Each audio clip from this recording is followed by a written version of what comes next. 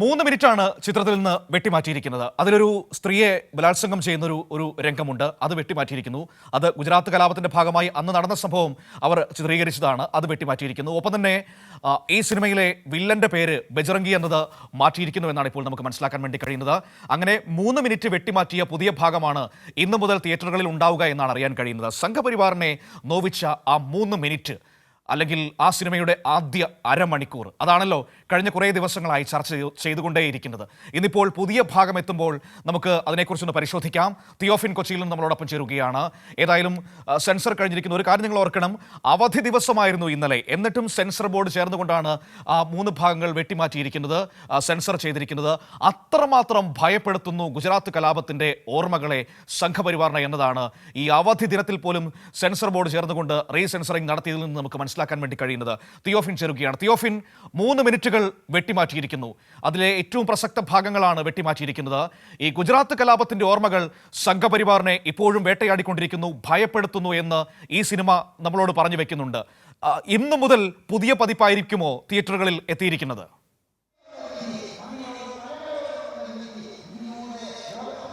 മനു, നാളെ പുതിയ പതിപ്പെത്തും എന്നുള്ളൊരു സൂചനയാണ് നമുക്ക് ലഭിക്കുന്നത്. പക്ഷേ അതിൻ്റെ ഒരു ഗ്രേഡിംഗ് വർക്ക് തീരാനുണ്ട്. അതുകൂടി തീരുകയാണെങ്കിൽ ഈ സെൻസറിങ് പൂർത്തിയായി കഴിഞ്ഞു. ഗ്രേഡിംഗ് കൂടി പൂർത്തിയായാൽ ഒരു പക്ഷേ അത് നാളെ അല്ലെങ്കിൽ തൊട്ടടുത്ത ദിവസം അങ്ങനെ എത്തിയേക്കുമെന്നുള്ളൊരു സൂചനയാണ് തിയേറ്ററുകൾക്ക് നൽകിയിട്ടുള്ളത്. ചൊവ്വാഴ്ചയോ ബുധനാഴ്ചയോ ആയി എത്തിയേക്കാം. കാരണം ഇന്ന് എത്തുമെന്നുള്ള പ്രതീക്ഷ നമുക്കിനിയിപ്പോൾ പങ്കുവയ്ക്കാൻ സാധ്യതയില്ല. കാരണം ഇന്നലെ രാത്രിയാണ് ഈ എഡിറ്റിംഗ്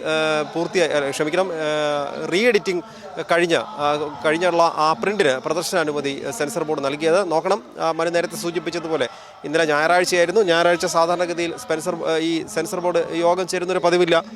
എന്നിട്ട് പോലും സെൻസറിങ് നടത്താറില്ല.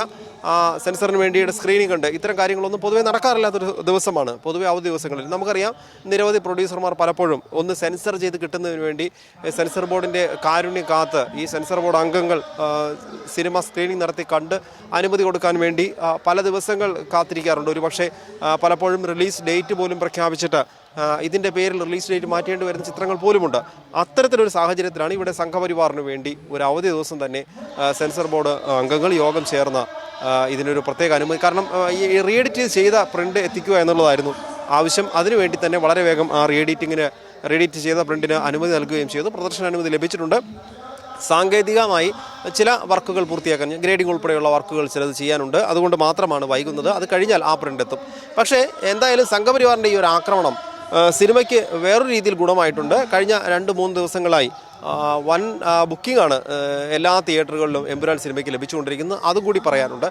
എന്തായാലും സിനിമയെ സംബന്ധിച്ച് ഈ ഒരു സിനിമയെ ഒരു കലാരൂപം, അത് കലാകാരൻ്റെ ആവിഷ്കാര സ്വാതന്ത്ര്യത്തെ അതിനു മേൽ വരെ കത്തിവെക്കുന്ന രീതിയിലാണ് സംഘപരിവാറിൻ്റെ പ്രവർത്തനങ്ങൾ പോകുന്നത്. മനു നേരത്തെ സൂചിപ്പിച്ചതുപോലെ, അതായത് ഇവർ പല കാര്യങ്ങൾ പറയുമ്പോഴും അവരെ ഈ ജനസമൂഹത്തിന് മുന്നിൽ, ഇന്ത്യയിലെ ജനങ്ങൾക്ക് മുന്നിൽ ഒരു പക്ഷേ അവരെ പ്രതിസ്ഥാനത്ത് നിർത്തുന്ന ഒരു സംഭവമാണ് ഗുജറാത്ത് കലാപം. അതുകൊണ്ട് തന്നെ അതുമായി ബന്ധപ്പെട്ട ഏത് രീതിയിൽ വന്നാലും തങ്ങൾക്ക് നെഗറ്റീവ് ആകുന്ന ഒരു കാര്യങ്ങളും അവർ പ്രോത്സാഹിപ്പിക്കാറില്ല. കാരണം നമുക്കറിയാം, പലപ്പോഴും അതുമായി ബന്ധപ്പെട്ട പല വാർത്തകൾ വരെ പല ഓൺലൈനുകളിൽ നിന്നും അത് അപ്രത്യക്ഷമായി കഴിഞ്ഞു. അതിനുവരെ സംഘപരിവാറിന് സാധിച്ചിട്ടുണ്ട്.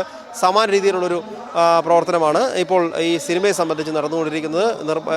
പ്രചാരണങ്ങൾ നടക്കുന്നു, ഓൺലൈൻ പോരാട്ടങ്ങൾ നടക്കുന്നു, സിനിമയെ കരുതേച്ച് കാണിക്കാനുള്ള ശ്രമങ്ങൾ, സിനിമ ഒഴിവാക്കണമെന്ന് വരെ പറയാനുള്ള ശ്രമങ്ങൾ നടക്കുന്നു. അതിനിടയിൽ ചിലർ പറയുന്നുണ്ട് മോഹൻലാലിന്റെ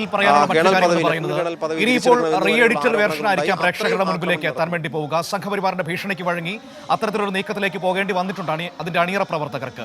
പക്ഷേ പൊതുസമൂഹത്തിന്റെ മറവിയിലേക്ക് കൊണ്ടുപോകാൻ സംഘപരിവാർ ശ്രമിച്ചിരുന്ന ഗുജറാത്ത് കലാപം വീണ്ടും ചർച്ചയാക്കാൻ ഈ സിനിമയ്ക്ക് കഴിഞ്ഞില്ലേ?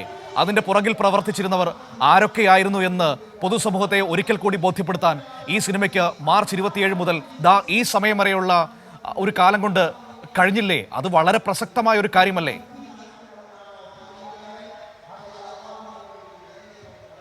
തീർച്ചയായും മനു, അതായത് സിനിമ റിലീസ് ചെയ്ത് ഈ പുതിയ പ്രിന്റ് തിയേറ്ററിൽ എത്തുന്നവരെയുള്ള ഒരു സമയം, ഈ സമയത്തിനിടയിൽ ഈ സംഭവിച്ച കാര്യങ്ങളെല്ലാം ഇത്തരം ഒരു സംഭവത്തെ ഒരുപക്ഷെ ഇപ്പോഴത്തെ ഏറ്റവും പുതിയ ചെറുപ്പക്കാർക്ക് ഈ ഗുജറാത്ത് സംഭവത്തെക്കുറിച്ച് വലിയ ധാരണ ഉണ്ടാകാത്ത ഒരുപാട് പേരുണ്ട്. കാരണം ഇത്തരത്തിലൊരു സംഭവം അതെന്താണെന്നോ പലപ്പോഴും വാർത്തയിലൊക്കെ കേട്ടിട്ടുണ്ടാവും, ഗുജറാത്ത് കലാപം എന്ന് കേട്ടിട്ടുള്ളതല്ലാതെ അതെന്ത് എങ്ങനെ അല്ലെങ്കിൽ അതിൻ്റെ കാരണങ്ങളോ അങ്ങനെ മറ്റ് സംഭവങ്ങളെക്കുറിച്ച് അറിയാത്തൊരു സാഹചര്യം ഉണ്ടായിരുന്നു. അല്ലെങ്കിൽ പലരും മറന്നു തുടങ്ങിയിട്ടുണ്ടായിരുന്നു.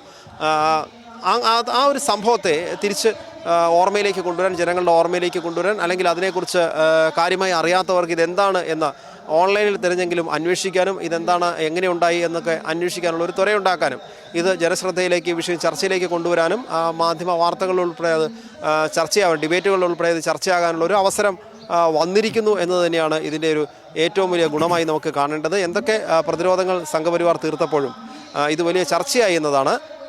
ഇത്തരത്തിലൊരു വിഷയം അല്ലെങ്കിൽ മറന്നു തുടങ്ങിയെന്നും അല്ലെങ്കിൽ ജനങ്ങൾ മറന്നു തുടങ്ങിയെന്ന് അവർ കരുതിയ, എന്നാൽ എപ്പോഴും ഒരു ദുസ്വപ്നം പോലെ സംഘപരിവാറിനെ വേട്ടയാടിക്കൊണ്ടിരിക്കുന്ന വിഷയമാണ് ഗുജറാത്ത് കലാപം. അത് ചർച്ചയിലേക്ക്, മുഖ്യധാര ചർച്ചകളിലേക്ക് കൊണ്ടുവരാൻ ഈ സിനിമയ്ക്ക് സാധിച്ചു എന്നതാണ് സിനിമയുടെ ഏറ്റവും വലിയ പ്രാധാന്യം. പക്ഷേ എഡിറ്റിംഗ് കഴിഞ്ഞു കഴിയുമ്പോൾ ഇത്തരം വിഷയങ്ങൾ എത്രത്തോളം സിനിമ അഡ്രസ്സ് ചെയ്യുമെന്നുള്ള കാര്യത്തിൽ നമുക്ക് പറയാൻ കഴിയില്ല. എങ്കിൽ കൂടി ഈ ദിവസങ്ങൾ തന്നെ ധാരാളം മതിയാകും ഇത്തരത്തിലൊരു ചർച്ചയിലേക്ക് അത് കാര്യങ്ങൾ എത്തിക്കുന്നതിനും. ഇത് സംഘപരിവാർ ഭീഷണിയെ തുടർന്ന് സിനിമാ പ്രവർത്തകർക്ക് സിനിമയിലെ രംഗങ്ങൾ 3 മിനിറ്റിലധികം വരുന്ന ഭാഗം വെട്ടിമാറ്റേണ്ടി വന്നു എന്നതും ജനങ്ങൾ എന്തായാലും പെട്ടെന്ന് മറക്കില്ല. മനു, ശരി, അത് തന്നെയാണ് അതിൻ്റെ ഏറ്റവും പ്രധാനപ്പെട്ട ഒരു വിജയം എന്ന് പറയുന്നത്. ജനങ്ങൾ മറക്കില്ല ഗുജറാത്ത് കലാപം. ഗുജറാത്ത് കലാപത്തിൽ സംഭവിച്ചത് എന്താണെന്ന് ഒരിക്കൽ കൂടി എമ്പുരാൻ എന്ന് പറയുന്ന സിനിമ നമ്മളെ ഓർമ്മിപ്പിക്കുന്നുണ്ട്. ഇനിയിപ്പോൾ 17 170 കട്ടുകൾ വച്ചാലും ഈ നാട്ടിലെ മനുഷ്യരുടെ മനസ്സിൽ നിന്ന് ആ ഓർമ്മകളെ മായ്ച്ചെടുക്കാൻ ഒരു സംഘപരിവാറിനും ഒരു സെൻസർ ബോർഡിനും ഒരു കത്രികയ്ക്കും കഴിയില്ല എന്ന് മാത്രമേ ഈ ഘട്ടത്തിൽ നമുക്ക് ഓർമ്മിപ്പിക്കാനുള്ളൂ.